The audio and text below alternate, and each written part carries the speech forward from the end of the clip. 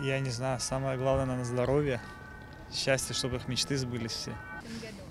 Счастья, здоровья и всего самого наилучшего. Всего самого наилучшего.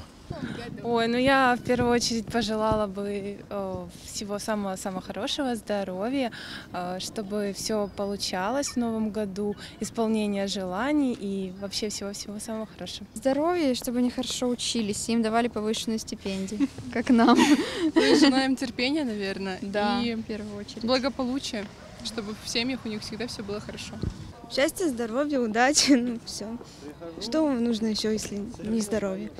Наверное, самое главное — здоровье, а остальное приложится, не знаю, удачи в учебе, в личной жизни. В 2018 году я желаю всем счастья, любви и самое главное — здоровья. Я бы пожелала вообще в первую очередь студентам сессию сдать, зачеты, экзамены, и чтобы все было плодотворно, отлично, все круто было. Мирного неба в первую очередь, здоровья, молодежи, всем мальчикам, девочкам, доброты в душе больше, любви к себе, к окружающим. Да, если люди будут вот этот мир любить, тогда им будет хорошо.